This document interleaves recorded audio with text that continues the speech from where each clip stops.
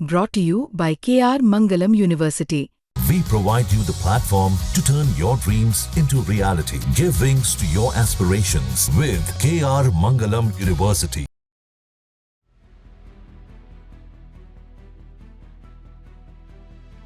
BRICS देशों की गोलबंदी से अमेरिकी राष्ट्रपति डोनाल्ड ट्रंप परेशान हैं। उन्हें इस बात की चिंता लगातार सता रही है कि अगर ब्रिक्स देश अपनी करेंसी लेते आए या फिर वो देसी करेंसी में ही ट्रेड करने लगे तो फिर डॉलर का क्या होगा। डॉलर के दबदबे को खत्म करने के लिए दुनिया धीरे धीरे गोलबंद होती जा रही है और इसी को लेकर अमेरिकी राष्ट्रपति बार बार ब्रिक्स देशों को चेतावनी दे रहे हैं। व्हाइट हाउस में बातचीत के दौरान अमेरिकी राष्ट्रपति डोनाल्ड ट्रंप ने एक बार फिर ब्रिक्स देशों को चेतावनी दी है और कहा है कि इनमें जो देश हैं उनके खिलाफ मैंने बहुत सख्ती से कार्रवाई की अपील की है।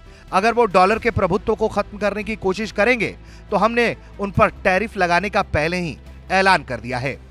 Group called BRICS. It's fading out fast, but BRICS is they wanted to try and take over the dollar, the dominance of the dollar and the standard of the dollar. And I said, anybody that's in the BRICS consortium of nations, we're going to tariff you 10%. And they had a meeting the following day, and almost nobody showed up. They said, "Leave me alone. We didn't want to. They didn't want to be tariffed there." So it's amazing.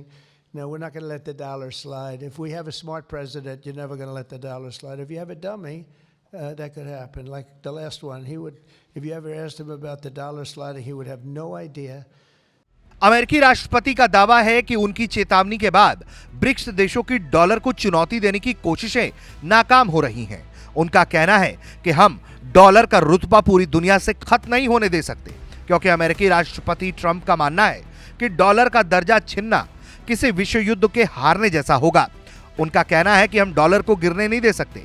अगर dollar ने अपनी वैश्विक reserve currency की हैसियत खो दी तो ऐसा होगा जैसे कि हम विश्व युद्ध हार गए।